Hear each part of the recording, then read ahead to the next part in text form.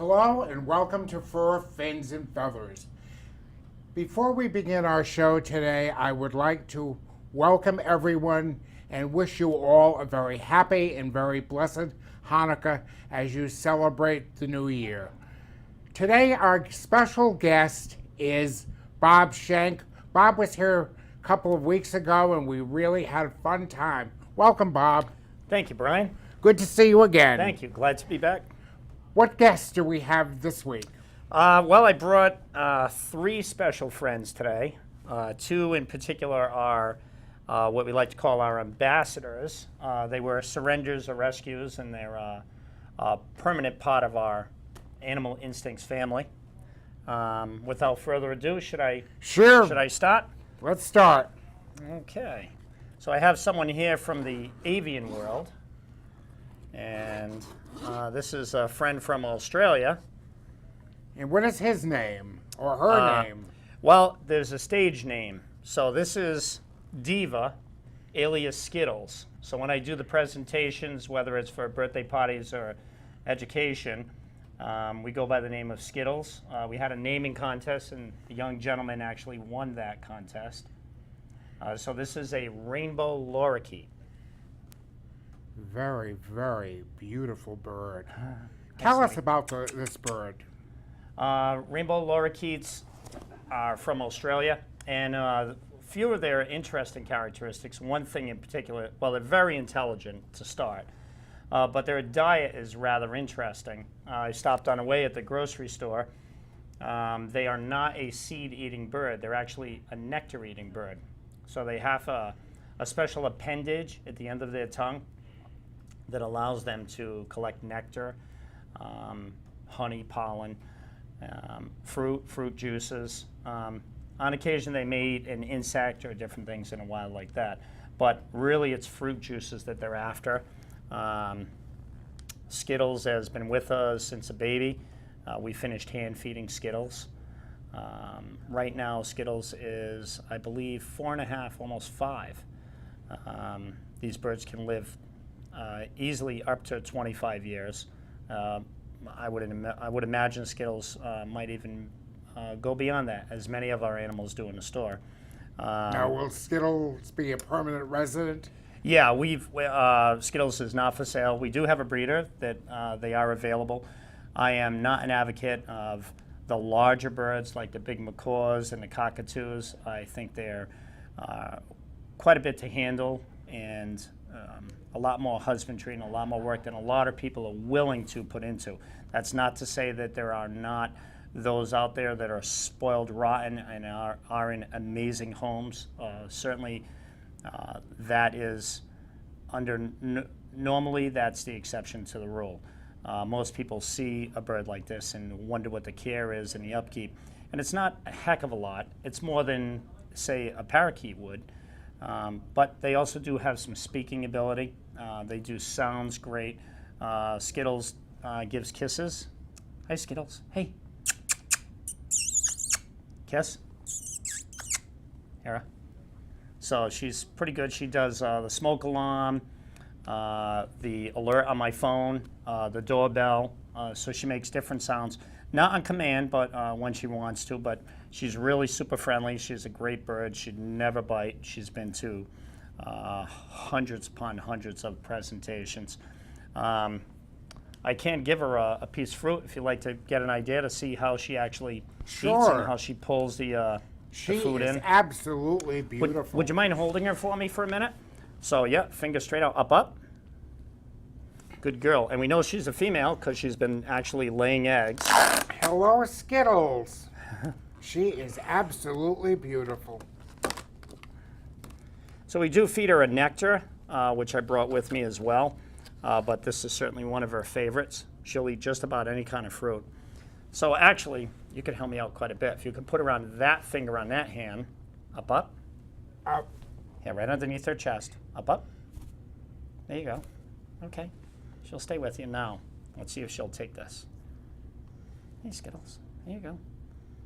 You get an idea of her tongue in action. Yeah.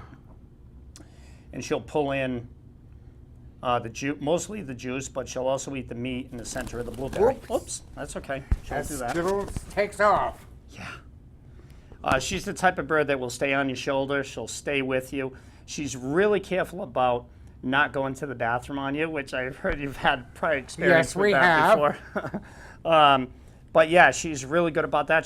She'll get a little antsy. She'll hop around and meander her way around the room. I'll pick her up in a second.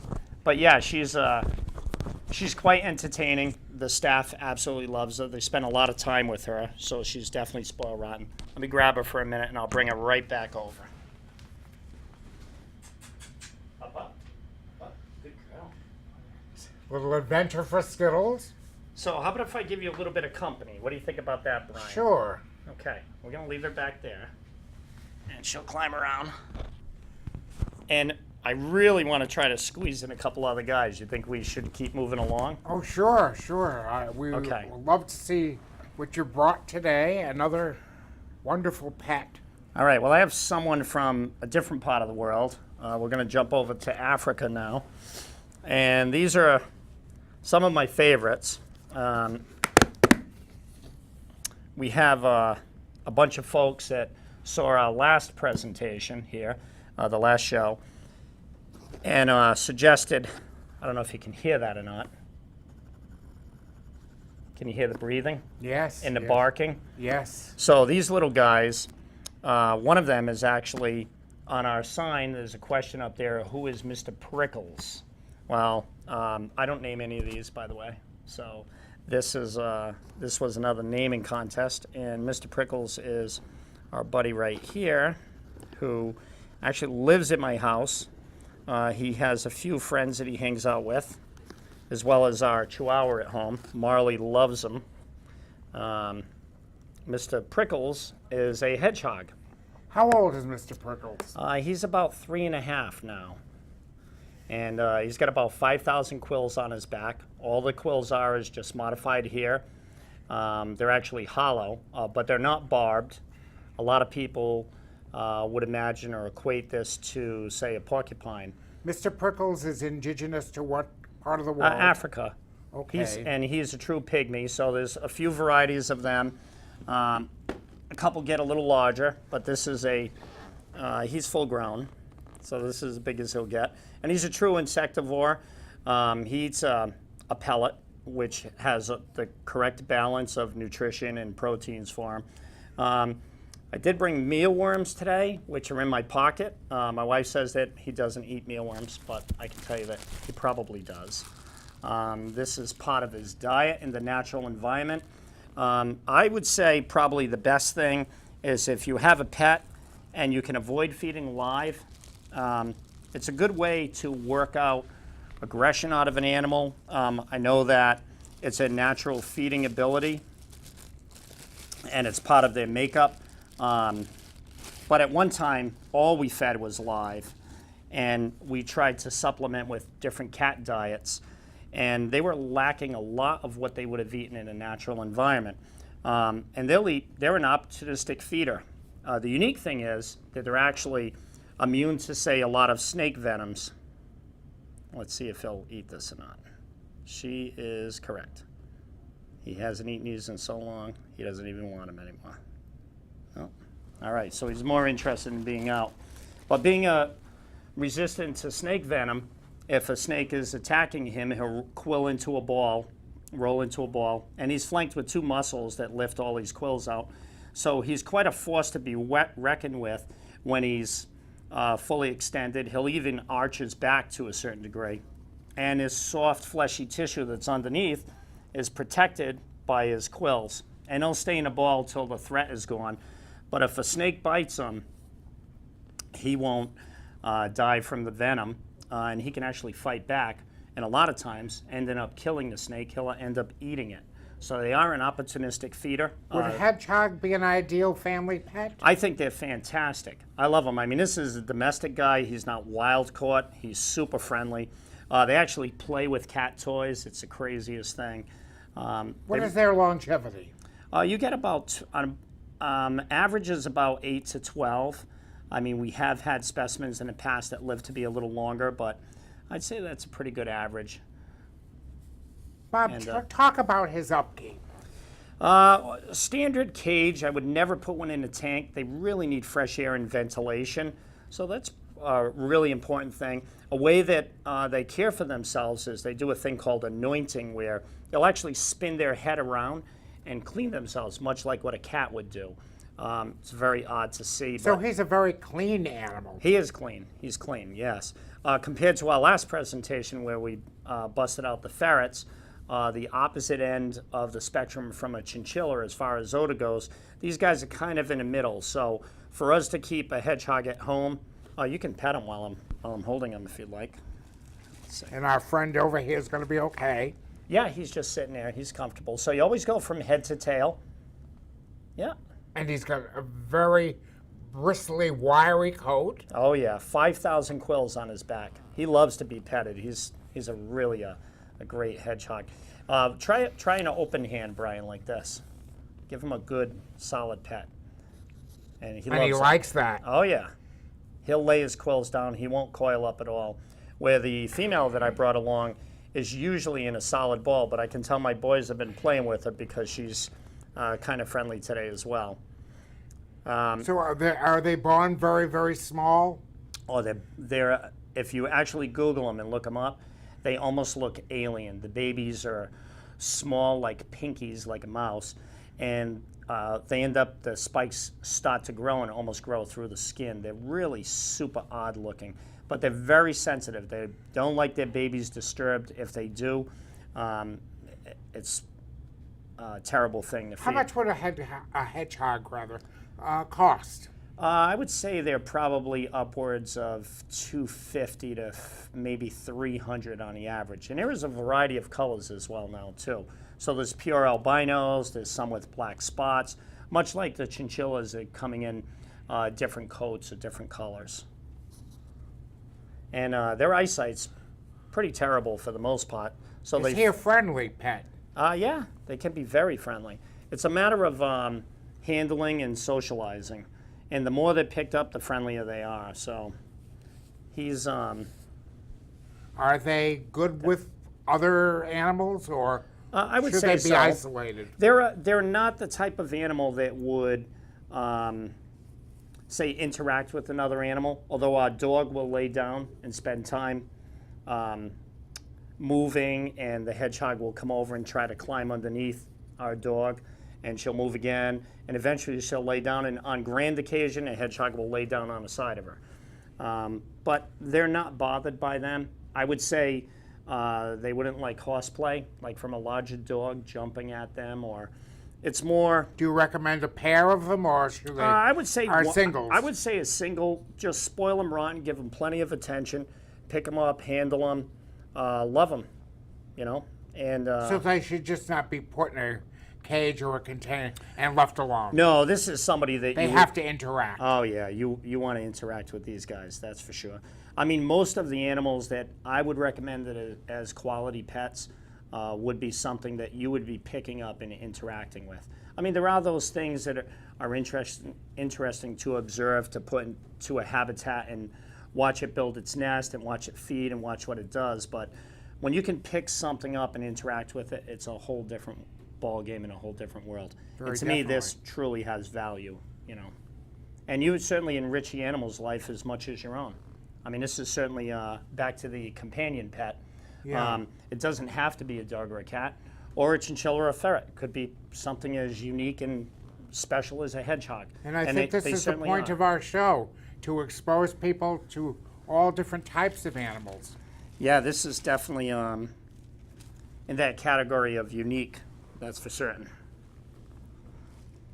Would you like me to move along to someone else? Surely. Okay. I'm actually going to put him back. I'm not going to take the female out because... she was a little grouchy today. Yeah, we may revisit her, but in the interest of getting in one more species, I'd really like to show you these. So we're going to go to the reptilian world now. Are you ready for that? So we've done a little avian, a little mammal.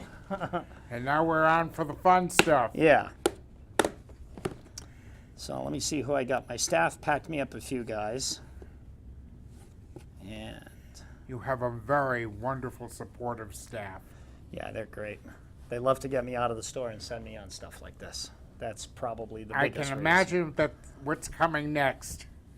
Okay, so let's say that you were interested in getting some type of a reptile. What do you think you would get as a pet? If you were, you know, daring and challenging and you wanted something that was The one different. that's coming next. Sure. Let me see what this is going to be. Okay, so this is very interesting, for sure. Several ball pythons. And you can tell part of the reason being a ball python, this is the standard original pattern. I mean, these are very exceptional and beautiful color index, a nice contrast and good striping on them. But these are ball pythons. Used to How be many called are here? Royal pythons. I'm not too sure yet, so we're going to open them up a little bit and separate them. So it looks like we might have at least 3, and we do. So these are babies. This is a nice way to start off. I can tell you the average size on these snakes are between 3 and 4 feet. We do have a couple folks that come in with a couple specimens that are a little larger. Open your hand up. This is the one. Why don't you put them both together?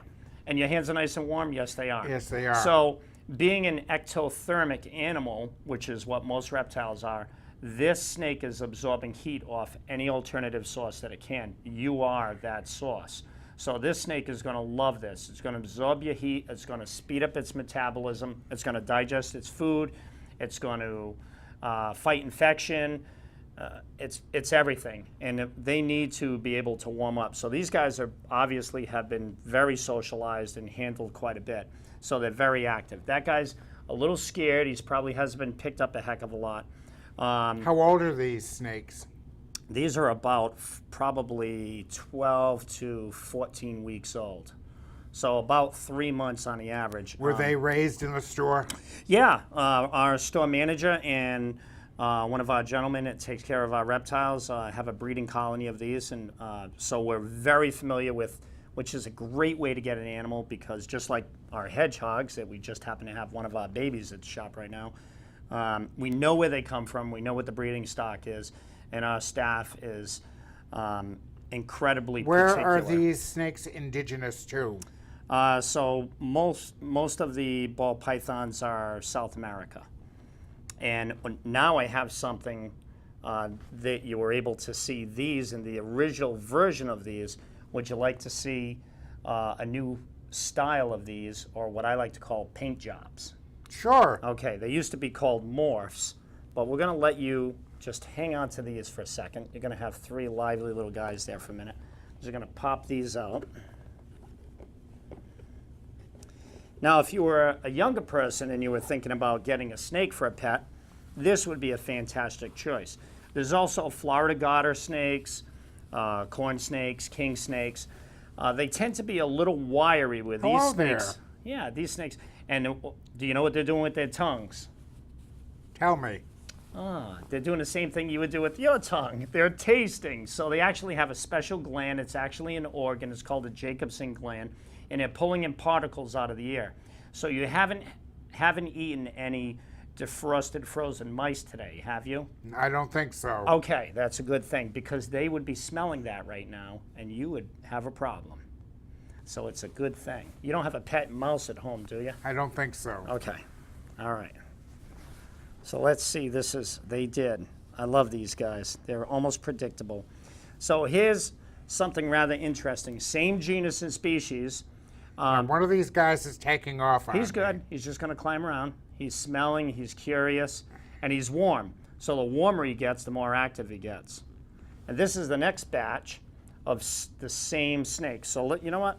Let's, we can let him climb around a little bit. It's just, I just don't want him to fall off. So we're going to kind of like stick him in there. Okay, good. So here's really super unique. This is, I believe, a lemon blast, a pinstripe, and a banana. And how old are these snakes? These are about the same age, maybe a hair younger. But these are also bred by Anna and Shane in the shop, and they have some really super unique ball pythons. And these are some of the babies that they're generating from their breeding stock. And very unique colorations. And it's amazing to think it's the same snake. So the unique thing with this breeding process is just following the genetics, like any animal, as well as the hedgehogs and the chinchillas and birds as well. But they follow that pattern and in hopes of getting something unique. And you know what they say, supply and demand. The first one you have is always the most valuable. And then from that point on, with the increased number of that pattern, the price comes down. So if you were the person that had the first one of these, and somebody felt that this was unique, this could be a $5,000 snake if this was the only one. Really?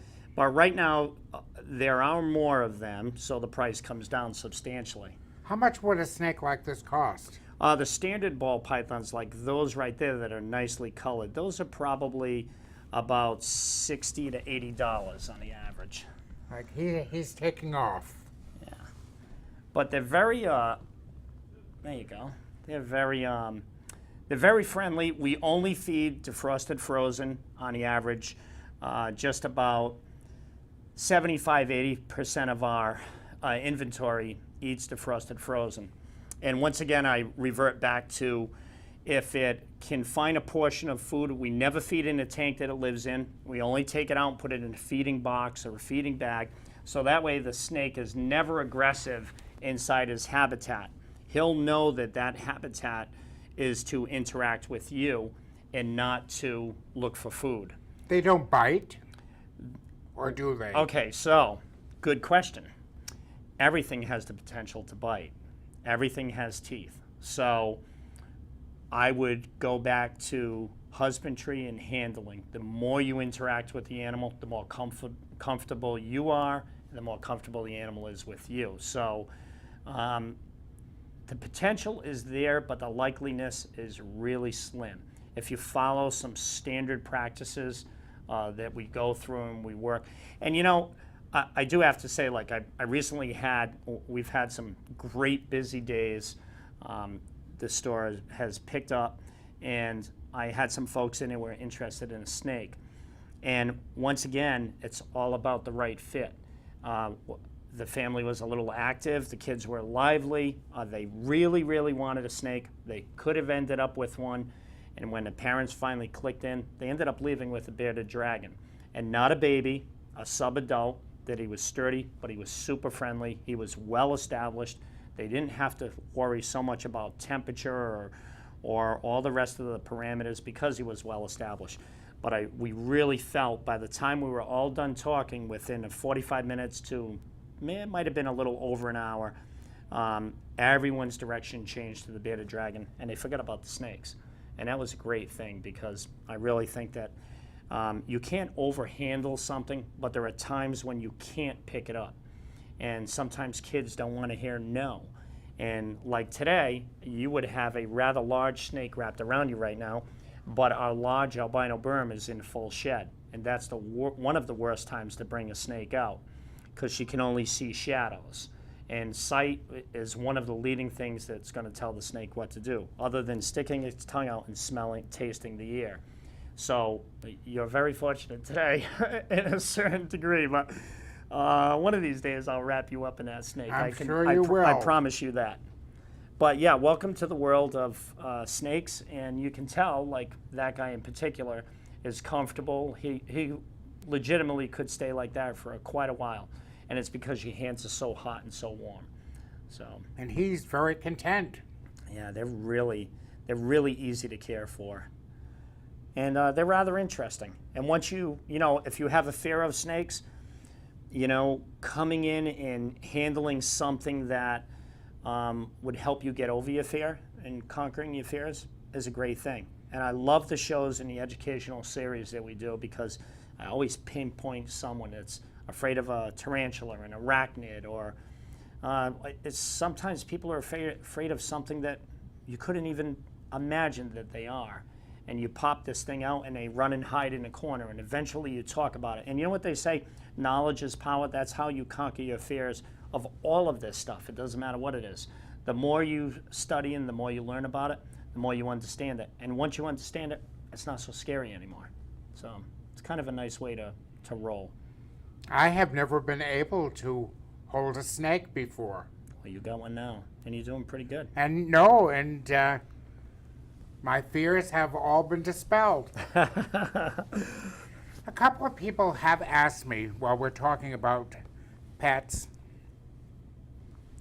could you offer some comments on parakeets? A lot of people are interested these days in parakeets. Could you offer, we didn't have one today, but can you talk a little about parakeets as being good gifts for the holidays?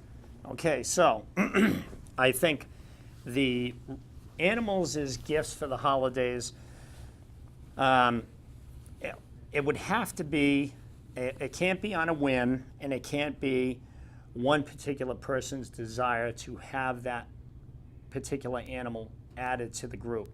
It has to be a family venture. Everyone has to have a hand in it, that decision making at this time of year, because people are passionate and they want to fill someone's desire to have something, and they feel like that person deserves it.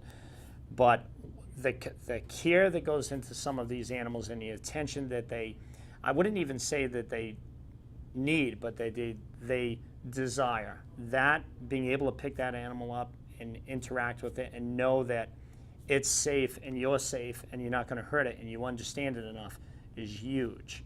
So I'm more in favor of having people and giving someone a gift certificate. Well, you had mentioned that before, and I love that. I think that's a great way to roll.